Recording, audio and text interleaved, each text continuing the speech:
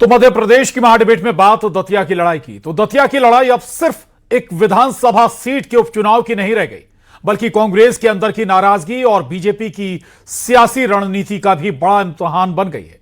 Ticket बंटवारे के बाद शुरू हुई खींचतान अब नए राजनीतिक संकेत दे रही है। बीजेपी प्रत्याशी की देर रात कांग्रेस नेता अवधेश नायक से मुलाकात, दिग्विजय सिंह का मंच से टिकट कटवाने की बात स्वीकार करना और सार्वजनिक तौर पर माफी मांगना, फिर अवधेश नायक का बड़ा फैसला लेने का बयान, इन घटनाओं ने दतिया की सियासत का तापमान बढ़ा दिया है।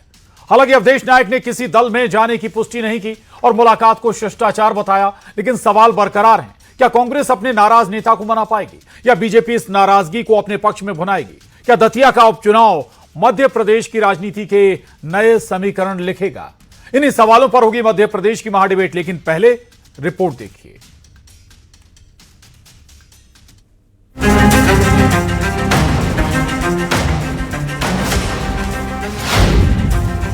नाराज अवधेश, कांग्रेस में बड़ा कलेश। कांग्रेस के प्रत्याशी भी आए थे, तो मैं तो कांग्रेस में हूँ, लेकिन शायद में उन्होंने कहा कि आप अपनी नाराजगी दूर करिए और मेरा साथ दीजिए। मुलाकात से सस्पेंस, बड़ी किसकी टेंशन?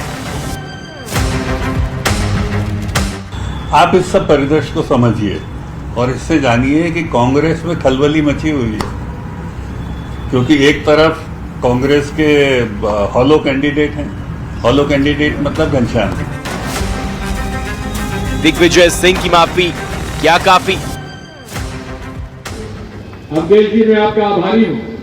हाँ, मैंने आपका टिकट का विरोध किया था, क्योंकि आप कुछ दिन पहले ही भाजपा से आए थे, इसलिए मैंने आपका विरोध किया था। लेकिन जिस दमदारी के साथ और ईमानदारी के साथ आपने टिकट कटने के बावजूद भी आपने राजेंद्र भारती के चुनाव में चुनाव लड़ा और उन्हें जिताया, मैं आपके प्रति आभार व्यक्त करता हूं और आपका सम्मान। यदि मैंने कहीं आपका अपमान किया हो तो मैं माफी चाहता हूं, क्षमा चाहता हूं आपसे। अवधेश छोड़ेंगे हाथ, बदलेंगे साथ। मैं मिला, उनके परिवार से मिला, अध्यक्ष जी जीतू पढ़ाई, इसलिए मुझे नहीं लगता है कोई नाराजगी है। आजकल में आपको मिल जाएगा उनकी घोषणा, क्योंकि वहां बखत नहीं है। दतिया का उपचुनाव अब सिर्फ एक सीट का चुनाव नहीं रह गया है, बल्कि कांग्रेस की अंदरूनी राजनीति और बीजेपी की रणनीति का भी बड़ा इम्तिहान बनता जा रहा है। देर रात की मुलाकात, दिग्विजय सिंह की सार्वजनिक माफी और अवधेश नायक का बड़ा फैसला वाला बयान, इन तीन घटनाओं ने सियासी हलकों में कई सवाल खड़े कर दिए हैं। फिलहाल अवधेश नायक ने ना तो कांग्रेस छोड़ने की घोषणा की है और ना ही बीजेपी में शामिल होने की पुष्टि की है, लेकिन सवाल यही है, क्या यह सिर्फ शिष्टाचार मुलाकात थी या फिर मध्य प्रदेश की राजनीति में किसी बड़े बदलाव की भूमिका लिखी जा रही है? क्या कांग्रेस अपनी नाराजगी संभाल पाएगी या बीजेपी इस नाराजगी को अपने पक्ष में बदल लेगी? जवाब आने वाले दिनों में मिलेगा, लेकिन फिलहाल दतिया का दंगल पूरे प्रदेश की सियासत का सबसे बड़ा केंद्र बन चुका है। मध्य प्रदेश की महाडिबेट में आज इसी मुद्दे पर करेंगे चर्चा।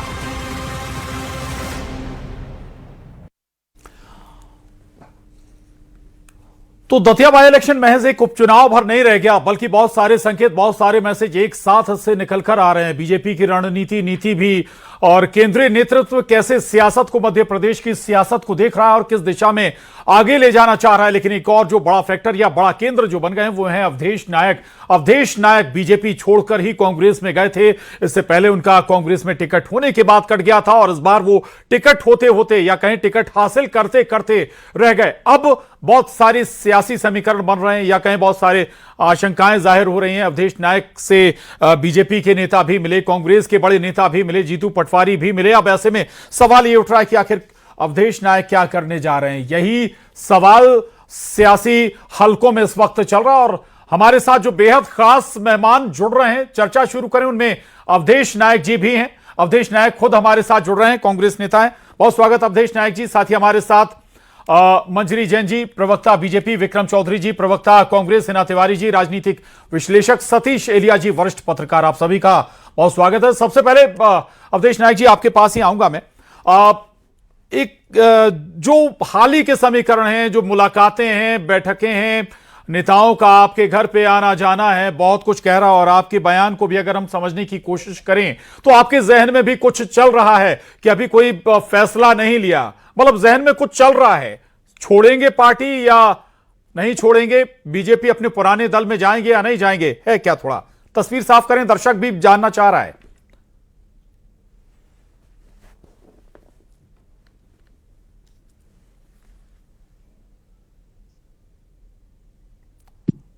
अवधेश नायक जी, आवाज आप तक पहुंच रही है? आपकी आवाज नहीं आ रही है जी। मैं अपनी टीम से कहूंगा कि जल्दी ऑडियो ठीक करें, अवधेश नायक जी तक आवाज नहीं पहुंच पा रही है। लेकिन मैं फिर बता दूं कि दरअसल अवधेश जी शायद आवाज नहीं पहुंच पा रही। चलिए मैं लौटूंगा आपके पास। उससे पहले विक्रम चौधरी जी, ऐसा लग रहा है कि कहीं आप लोगों को झटका तो नहीं लगने जा रहा है, क्योंकि बड़े नेता मिल रहे हैं। जीतू पटवारी कहा जा रहा है कि मनाने पहुंचे थे अवधेश नायक जी को।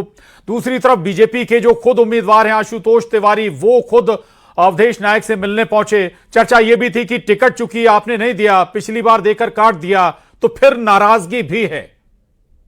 नहीं नाराजगी हाँ। होती तो वो भी रो रहे होते, जैसे नरोत्तम मिश्रा जी के रोते हुए सीन आपने देखे।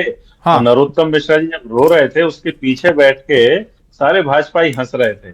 अब रोते हुए नरोत्तम मिश्रा जी के घर पे कोई भाजपा का आदमी गया है क्या? तो नाराजगी किसकी दूर करनी चाहिए? नरोत्तम मिश्रा जी की दूर होनी चाहिए कि भाई अवधेश नायक जी हमारे सम्मानित नेता हैं और ये हमारी बड़प्पन और हमारी उदारता और यही हमारी कार्य। टिकट अगर नरोत्तम जी का कटा है तो यहां अवधेश नायक का भी टिकट छूट गया। नहीं तो ठीक है ना, वो हम स्वीकार करते हैं। और ये उदारता हमने देखिए, ईमानदारी और साफगोई तो रखी, उन तक अपनी भावनाएं पहुंचाई। दिग्विजय सिंह के आपने बयान सुने, उनके प्रति खेद प्रकट किया इतने बड़े नेता ने, ये बड़प्पन है। अब आप मुझे बताइए कि नरोत्तम मिश्रा जी को 3 महीने से दूल्हा बना के रखा था और उनका टिकट काट दिया, ये बड़प्पन भाजपा अमित शाह या नरेंद्र मोदी नहीं दिखा सकते? तो उनको बुला लेते कि भाई आपकी सर्वे रिपोर्ट खराब आ रही है, इसलिए जो हम आपको टिकट नहीं देंगे। उनको पहले 3 महीने दूल्हा बनाया, फिर घोड़ी से उतार दिया।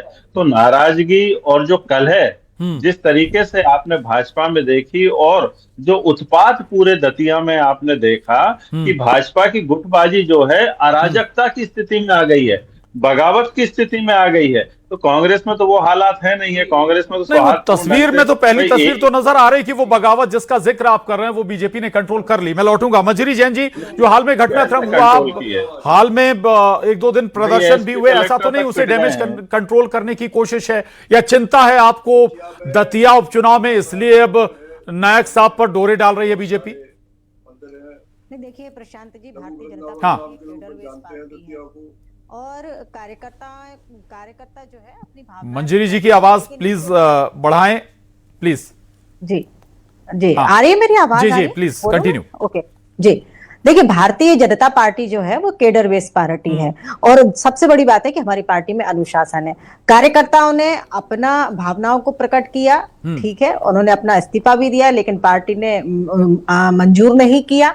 लेकिन उसके बाद देखिए डॉक्टर नरोत्तम मिश्रा जी स्वयं आते हैं मंच पर और वो घोषणा करते हैं कि मैं खुद चुनाव में पूरे टाइम कैंपेनिंग करूंगा, और वो आशुतोष तिवारी जी जो हमारे प्रत्याशी हैं उनका हाथ उठाकर वो स्वयं कहते हैं। हाँ। ये भारतीय जनता पार्टी की संस्कृति है कि हम, देखिए व्यक्ति बड़ा नहीं है, संगठन बड़ा है, और संगठन ने जब जब निर्णय लिए हैं सबने स्वीकार किया है, बड़े बड़े नेताओं ने स्वीकार किया। दिल का दर्द आंसुओं में बाहर आ गया था मंजरी जी।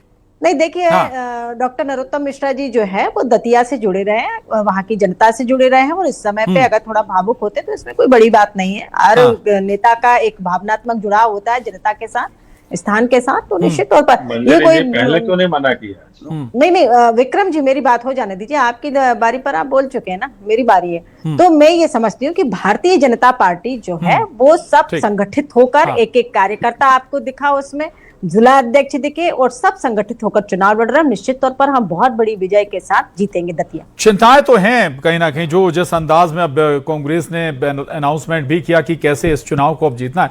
मैं लौटूंगा आप लोगों के पास, अवधेश नायक जी तक आवाज संभव पहुंच रही है। अवधेश जी सुन पा रहे हैं आप? जी सुन पा रहा हूँ। हाँ, अवधेश जी बहुत सारे घटनाक्रम हुए, मैं उन घटनाक्रमों पर फिर नहीं जाऊंगा। मैं ये बताइए आखिर चल क्या रहा है आपके मन में? आपके बयान को लेकर ऐसा है कि लग रहा है कहीं संशय है कुछ, जाएं या ना जाएं? नहीं, कुछ नहीं चल रहा है। मूल तो यह है कि जिस प्रकार से हाँ। वादा खिलाफी मेरे साथ हुई कांग्रेस के टिकट को लेकर, उससे आघात लगा, कष्ट हुआ। इस वजह से सारे कार्यकर्ता भी नाराज हैं जो मेरे से जुड़े हुए हैं, और शुभचिंतक नाराज है। परिवार के लोग भी दुखी हैं, क्योंकि दूसरी बार ऐसी घटना घटित हो गई कांग्रेस में रहते हुए 3 साल के अंदर। तो इस वजह से अभी विचार मंथन चल रहा है, और जैसा हमारे कार्यकर्ता और सारे लोगों का निर्णय आएगा 1-2 दिन में, तो ऐसा करेंगे। अभी इसके अलावा और कोई विचार मंथन नहीं है। आहत जरूर है, और लगता है कि राजनीति में जो है इस प्रकार भी घटनाक्रम घटित हो सकते हैं, और मेरे साथ लगातार दूसरी बार हुआ है, तो बुरा लग रहा है। मतलब आप मैसेज दे रहे हैं कि कोई अभी तय नहीं है कि आप करने क्या वाले हैं, अगला स्टेप। अगर कोई भरोसा आपको बीजेपी से मिल जाएगा, बेहतर भरोसा, तो चले जाएंगे? नहीं, ऐसा तो नहीं है। अभी बीजेपी में जाने का मैंने कहा कि कोई मन नहीं है, लेकिन कार्यकर्ताओं का निर्णय सर्वोपरि रहेगा। परिवार ने भी बहुत सहन किया है, भुगता है परेशानियां, तो जैसा सब कहेंगे वैसा निर्णय लेंगे। ऑफर आने या ऑफर नहीं आने जैसी कोई बात नहीं। आपने अभी एक लाइन इस्तेमाल की, परिवार ने बहुत सारी परेशानियां झेली हैं, तो 2023 पे चले जाएं हम। कहा तो अंदर खाने तो चर्चाएं यही थी कि नरोत्तम मिश्रा जी की वजह से आपने बीजेपी छोड़ी थी, फिर वो द्वार खुल गए क्या? ये सही है कि नरोत्तम मिश्रा जी के कारण बीजेपी छोड़ी थी, और उस समय बहुत अपार पीड़ा हुई थी, बहुत कष्ट हुआ था, लंबा विचार विमर्श चला। हमारे उस समय के संगठन के, भारतीय जनता पार्टी के राष्ट्रीय सह संगठन महामंत्री माननीय शिवप्रकाश जी से लेकर माननीय मुख्यमंत्री जी और माननीय प्रदेश अध्यक्ष जी, सारे लोगों से लंबे लंबे चर्चाएं हुई, विचार विमर्श हुआ। और लेकिन जो उस समय की परिस्थितियां थी, तत्कालीन गृह मंत्री के द्वारा हत्या में जो सब हो रहा था, उसका कोई निराकरण, उचित समाधान, आपको लगता है कि वो गृह मंत्री है ना विधायक है नरोत्तम मिश्रा जी, तो पावर कम हो गया, तो अब स्थिति ऐसी है कि आप वापस जा सकते हैं? नहीं, पावर कम होने या पावर ज्यादा होने से मेरे ऊपर कोई फर्क नहीं पड़ता। सवाल इस बात का था कि पावर तो बहुत सारे लोगों के पास होता है, पावर का उपयोग और दुरुपयोग, इसकी बात थी, और वो दुरुपयोग हम लोगों के साथ हुआ था, इसलिए गए थे। मेरी तो नरोत्तम मिश्रा जी के साथ हरी सहानुभूति है, और सहानुभूति इसलिए है कि जो अभी हमारे साथ घटित हुआ था पिछले दिनों, वो भारतीय जनता पार्टी ने उनके साथ कहा तो ये भी जाता है कि 2023 में उनको जो हार मिली उसमें आपकी बड़ी भूमिका है कांग्रेस में जाने के बाद। क्या कहा आपने? 2023 में नरोत्तम मिश्रा जी की जो हार हुई, उसका एक कारण आपको भी कहा जाता है, आप कांग्रेस में चले गए, एक अच्छा जनाधार भी आपके साथ चला गया था। मैं उसका पूरा श्रेय नहीं ले सकता, एक दम भरी बात होगी, अहंकार होगा, लेकिन जनता जनार्दन ने मेरी बात सुनी, लोगों ने उसको मेरी बात को समर्थन दिया, और यह तो कांग्रेस के सारे लोग मानते हैं, सारे प्रत्याशी भी, मतलब हमारे जो विधायक बने थे, राजेंद्र भारती जी उस समय प्रत्याशी थी, वो हो, या वर्तमान को जो कांग्रेस के प्रत्याशी घनश्याम सिंह वो हो, दिग्विजय सिंह जी हो, हमारे प्रदेश अध्यक्ष वर्तमान हो, पूर्व प्रदेश अध्यक्ष हो जीतू भाई या कमलनाथ जी, पूरी कांग्रेस पार्टी ये मानती है कि कांग्रेस के तत्कालीन विधानसभा प्रत्याशी राजेंद्र भारती से भी अधिक किसी ने मेहनत और परिश्रम किया था, तो उसका नाम उपदेश नायक था, और उसका सफल निकला कि भारतीय जनता पार्टी को हमने पराजित किया था। दिग्विजय साहब आपसे माफी मांग रहे हैं, वो कह रहे हैं कि उनकी वजह, उनके विरोध के चलते आपका 23 में टिकट कटा था। नहीं, ऐसा नहीं। हेलो जी, दिग्विजय सिंह साहब मंच से कह रहे हैं कि उन्होंने विरोध किया था इसलिए टिकट कटा। नहीं, दिग्विजय सिंह जी ने निश्चित रूप से मेरा विरोध किया था, और उनका यह बड़प्पन है कि उन्होंने सार्वजनिक मंच से माफी मांगी है, लेकिन साथ ही साथ यही भी है कि 2023 में घोषित टिकट काटने का कारण वो बने, और 2026 में भी जब उनसे बात करने में गया था, जब राजेंद्र भारती अयोग्य घोषित हो गए, ये आदरणीय राजा साहब मैं स्वाभाविक दावेदार हूँ, तो उन्होंने इसको माना कि आप स्वाभाविक दावेदार है, कार्यकर्ताओं को माने, सर्वे रिपोर्ट आपके पक्ष में, सब आपकी प्रशंसा करते हैं, दतिया के नेता भी आपकी प्रशंसा करते हैं। बस एक थोड़ी सी दिक्कत मुझे समझ में आ रही है कि आप आरएसएस के कार्यकर्ता हो, रहे हो बहुत लंबे समय तक। तो ये एक कारण आपका एक बार फिर से आपको टिकट नहीं हो पाया, ये कुछ वजह बनी है जी। ठीक है, बहुत शुक्रिया अवधेश जी, आप जुड़े न्यूज 18 से बात करने के लिए, धन्यवाद आपका। कुछ और मेहमान हमारे साथ हैं, उनके पास में जाऊंगा। सतीश एलिया जी, आप सुन रहे थे, अवधेश नायक जी को भी आपने सुना, बाकी पैनलिस्ट को भी आपने सुना यहां पर, लेकिन एक बड़ा फैक्टर अवधेश नायक यहां पर जरूर बन गए और शायद बीजेपी को भी चिंता है, चूंकि जो घटनाक्रम हाल में हुआ है कि दतिया सीट निकलेगी या नहीं निकलेगी।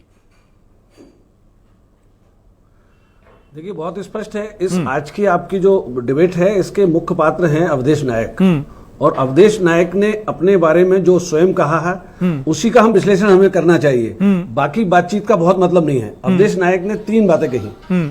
दिग्विजय सिंह ने उनके बारे में कहा कि वो आरएसएस के हैं, ये उनका ड्रॉबैक है। ये भी कहा गया कि जब नरोत्तम मिश्रा की हार हुई थी उसमें अवधेश नायक की भूमिका कांग्रेस में आने के कारण नरोत्तम मिश्रा हारे थे। मतलब कांग्रेस के लिए फायदेमंद तो वो थे, लेकिन उनका जो आरएसएस का बैकग्राउंड है वो दिग्विजय सिंह को पसंद नहीं है। तो साफ बात है कि कांग्रेस अब ये तय करे कि आरएसएस के बैकग्राउंड वाले नेता अगर कांग्रेस में आते हैं या कांग्रेस में रहे तो अब उनकी कांग्रेस में कोई जगह नहीं है। अवधेश नायक को मिलाने की फिर आवश्यकता नहीं है। एक विचार का स्टैंड कांग्रेस को लेना पड़ेगा। सिर्फ एक उपचुनाव को जीतने के लिए अवधेश नायक को साथ रखना है। हाँ। अन्यथा वो चूंकि आरएसएस से जुड़े रहे हैं, पहले भारतीय जनता पार्टी में रहे हैं, इसलिए वो त्याज्य हैं। जनता के सामने कांग्रेस को और दिग्विजय सिंह को, तमाम पूरी कांग्रेस को स्पष्ट करना पड़ेगा कि जो आदमी कांग्रेस में है अभी और कभी वो आरएसएस में रहा तो वो अब कांग्रेस में नहीं रह सकता। बिल्कुल ठीक बात है ना तिवारी जी। जहां तक हार जीत की बात है तो घनश्याम सिंह भी पहले हार चुके हैं। हाँ। और एक बड़ी बात यह है कि 2023 के जो विजेता थे राजेंद्र भारती, उनको कांग्रेस ने यह कहा कि उनके ऊपर अत्याचार हुआ है, उनको हटाया गया है, चुनाव लूटा गया है। पिछली डिबेट में भी हमने ये बात की थी। अगर ये बात सही है तो फिर उनसे पूछकर टिकट दिया है घनश्याम सिंह को। राजेंद्र भारती का इसमें क्या से है? क्या राजेंद्र भारती इससे सहमत है उनको टिकट दिए जाने से, या कि राजेंद्र भारती के परिवार से उनके बेटे को किसी और को भी टिकट मिलना चाहिए था? हालांकि राजेंद्र भारती के परिवार की तरफ से कहा गया था कि टिकट नहीं चाहते। कहीं ज्यादा कांग्रेस में वो दिखाई दे रही है। मैनेज कौन कर पाता है? और अगर ये लड़ाई वैचारिक है तो कांग्रेस को बहुत स्पष्ट करना पड़ेगा। बिल्कुल, आपने ये ठीक बात कही कि अगर वाकई वैचारिक लड़ाई है तो फिर अवधेश नायक को मनाना नहीं चाहिए। हिना तिवारी जी, सतीश जी जो बात कह रहे हैं उसी बात को मैं आगे बढ़ाऊंगा कि या तो केवल दतिया सीट देख लें या फिर कांग्रेस के अंदर जो वैचारिक लड़ाई है उसको आगे बढ़ाते हुए अवधेश नायक जी को ना मनाएं। प्रशांत जी, कांग्रेस में ये हमेशा ही होता आया है कि जब भी कोई बात होती है, कहीं चुनाव की बात आती है तो पहले मनमुटाव सामने प्रत्यक्ष रूप से आते हैं। और अवधेश नायक जी की जो स्थिति है वो दोनों तरफ से एक जैसी हो गई है। कांग्रेस में भी वही स्थिति है और वही बीजेपी में भी स्थिति हो गई है। और अभी फिलहाल जो नायक का जो रोल है वो प्ले भी अवधेश नायक जी कर रहे हैं, क्योंकि निश्चित तौर पे वो जिस भी जगह बैठेंगे तो उनके पास एक अच्छा समर्थन है। 10 लाख लोग वोट करने वाले हैं, उन 10 लाख लोगों में से लगभग 2% पूरा वोट उनको मिलना है। अब वो जिस भी जगह जिसको भी समर्थन देते हैं, जिस भी जगह समर्थन देते हैं तो निश्चित तौर पे वहां पर उसका पलड़ा भारी हो जाएगा, ये तय बात है। अब सबसे बड़ी चीज ये सामने आती है कि इसको रिजॉल्व कैसे करेंगे। पहले कांग्रेस मना लेती है या पहले बीजेपी मना लेती है? दोनों ही चीजों पर बात होती है, क्योंकि उन्होंने तो अपना पासा खोला ही नहीं है। वो पूरी राजनीति कर रहे हैं कि मुझे जहां पहले अच्छी अपॉर्चुनिटी मिलेगी मैं वहां जाऊंगा। वो सीधे स्पष्ट रूप में ये बात बोल रहे हैं, क्योंकि दोनों ही स्थानों पर उनके साथ एक जैसा ही व्यवहार हुआ है। बात आती है नरोत्तम मिश्रा की, तो नरोत्तम मिश्रा एक कद्दावर नेता उस समय रहे हैं, उनको टिकट नहीं दिया जाना एक अलग विषय हो जाता है। लेकिन अभी जो बात आ रही है कि जिन्हें टिकट दिया गया है वो चुनाव जीत पाएंगे कि नहीं, बीजेपी अपनी साथ बचाएगी या कांग्रेस अपनी साथ बचाएगी, दोनों ही स्थिति में एक ही चीज सामने आती है कि अवधेश नायक क्या करेंगे, क्या भूमिका या क्या स्टेप लेंगे। विक्रम चौधरी जी, आपने भी सुना होगा अवधेश नायक जी को अभी भी बीच का रास्ता है उनका। वो देख रहे हैं कि कहां ज्यादा बार्गेनिंग, कहां ज्यादा बेहतर अपॉर्चुनिटी मिलेगी, वहां चले जाएंगे। उनका देखिए, उनके विचार बहुत स्पष्ट हैं। ये आप पता नहीं कि क्यों उनके आपने नहीं सुना क्या? तलाश रहे हैं। बाकी सारे मैंने सुन रहे हैं। सुना और पूरे भाषा पूरा उन्होंने कहा, कॉमा और फुल स्टॉप लगाया, सब सुना मैंने। लेकिन उनकी प्रतिबद्धता जो है वो प्रशंसनीय है और निश्चित तौर पर वो आहत हुए, इसमें किसको इनकार है। हम उनकी भावना का सम्मान करते हैं। मैं उनकी प्रतिबद्धता पर, उनकी भावना पर कोई टीका टिप्पणी नहीं कर सकता, क्योंकि हमारे वरिष्ठ नेताओं ने वो मान लिया है। अब इस तरीके से देखें तो एक डिबेट तो आपको एसपी कलेक्टर को बुला के भी करनी चाहिए, क्योंकि पिटे तो बेचारे वो भी हैं। तो उनकी पिटाई से उनकी भावना और सम्मान कितना आहत हुआ और उसका दतिया चुनाव में कितना प्रभाव पड़ेगा, ये भी बड़ा महत्वपूर्ण है। तो आप उनको ही बुला लीजिए, क्योंकि दतिया में जो हुआ था वो असंवैधानिक था, अराजकता था और हिंसा थी। तो इस बात का जवाब जो है हम जनता से के सामने रखेंगे। हमको लगता है कि महत्वपूर्ण ये है कि एक आदमी इतना ताकतवर कैसे हो जाता है कि उसको टिकट मिले ना मिले, पूरा प्रशासन और पूरा जो व्यवस्था है वो धरी रह जाती है। जनता के नागरिक अधिकार स्थगित कर दिए जाते हैं, दतिया पूरा जो अपहृत कर लिया जाता है। तो हम ये जनता को बताएंगे, और मुझे लगता है अवधेश नायक भी इसी बात से असहमत थे, क्योंकि उनका व्यक्तिगत पर्सनल वेंडेटा था नरोत्तम मिश्रा जी से। वैचारिक असहमतियां दूर हो सकती हैं, लेकिन जो व्यक्तिगत लड़ाई है, उन व्यक्तिगत तौर पर नरोत्तम मिश्रा जी ने उनको जितना पीड़ित और प्रताड़ित किया था, वो उसकी तुलना में कांग्रेस ने यदि उनकी चलिए इसी पर मंजरी जी, इस पर रिएक्शन जरूरी है। छोटी बात है जो बात विक्रम जी कह रहे हैं, ये बात ठीक बात भी है कि अवधेश नायक नरोत्तम मिश्रा जी की वजह से छोड़कर गए थे। अब आप वापस लाएंगे उन्हें, कैसे लाएंगे? तो क्या आप नरोत्तम मिश्रा ऑब्जेक्शन नहीं उठाएंगे क्या? देखिए, कांग्रेस की मानसिकता पर भी तो सवाल उठते हैं ना कि आपको जब फायदा चाहिए था तो आपने अवधेश नायक जी को पार्टी में ले लिया, फिर उनका टिकट काट दिया, बार बार उनको अपमानित कर रहे हैं। दूसरी बात, जो दिग्विजय सिंह जी ने जो बयान दिया है, से ही तो सियासत चलती है। आप लोग भी तो 20 विधायक इकट्ठे ले आए थे सिंधिया जी के साथ, लेकिन उनको अपमान तो नहीं किया ना किसी का। दूसरी बात यह है कि जो दिग्विजय सिंह जी, अभी विक्रम जी मैं बोल रही हूँ, उस पर हो चुकी है बातचीत पहले राउंड में, है ना। बार बार उसी बात को लाना ठीक प्लीज मंजरी जी, वक्त कम है, प्लीज जी। मैं ये कह रही हूँ, जो दिग्विजय सिंह जी ने जो बयान दिया है कि वो आरएसएस से आए थे इसलिए उनकी अनदेखी की जा रही है, तो देखिए ये बयान बार बार परिलक्षित करता है कि जो राष्ट्रवादी संगठन है उसका दिग्विजय सिंह जी हमेशा विरोध करते रहेंगे और कांग्रेस पार्टी उसका समर्थन करती रहेगी। यही हम बार बार कहते रहे और यही जनता देखेगी कि एक राष्ट्रवादी नहीं, इस तरीके से आप नहीं बोलेंगे, आप इस तरीके से बोलेंगे। आप देश को गर्व कहां से राष्ट्रवादी, कहां से बोलते हैं? आपको शर्म नहीं आती? जो चढ़ावा चोरी कर रहे हैं राष्ट्रवादी दिखते हैं कांग्रेस जो है वो देश जिन्होंने मंदिर को अपना राजनीतिक, ठीक है। अब ये मंदिर वाला मसला बीच में मत लाइए, माफी चाहूंगा। ठीक है सतीश एलिया जी, अग्नि रिएक्शन आपका कि वाकई कहां बेहतर, एक तरफ सत्ताधारी दल है, दूसरी तरफ विपक्षी दल है, जिसकी स्थिति बहुत अच्छी नजर नहीं आती, तो स्वाभाविक है कि नफे नुकसान तो देखेंगे ना नायक जी। देखिए, अवधेश नायक जी के विषय पर आज हम चर्चा कर रहे हैं। हाँ, अवधेश नायक जी की हमने पूरी बातचीत सुनी। हाँ, और नफा और नुकसान की जहां तक बात है, तो कांग्रेस ने जब उनको टिकट नहीं दिया तो अब कांग्रेस उनको क्या दे देगी? बिल्कुल। कांग्रेस उनको जीतू पटवारी को हटा के प्रदेश अध्यक्ष बना देगी। बिल्कुल। उनको टिकट कांग्रेस ने नहीं दिया, ये इसका उनको अफसोस है। हाँ। और भारतीय जनता पार्टी में नहीं दिया था इसलिए वो कांग्रेस में आए थे। भारतीय जनता पार्टी से तो उनको टिकट की उम्मीद नहीं थी, लेकिन भारतीय जनता पार्टी चूंकि सत्ता में है, भारतीय जनता पार्टी उनको कोई और अफसोस का जिक्र कर रहे हैं आप, वो अफसोस वो न्यूज़ 18 परिवार से वो न्यूज़ 18 पर डिस्कशन में बता भी गए। माफी चाहूंगा सर, वक्त बहुत कम, इजाजत नहीं देता चर्चा को आगे बढ़ाएं, लेकिन बड़ा महत्वपूर्ण है दतिया की जो सियासी जंग है आखिर क्या रूप लेगी, ये बहुत एक जो महत्वपूर्ण टर्न होगा अवधेश नायक का फैसला। अवधेश नायक कांग्रेस के साथ रहते हैं या फिर कांग्रेस छोड़ते हैं। बहरहाल आज की इस चर्चा में इतना ही। नमस्कार।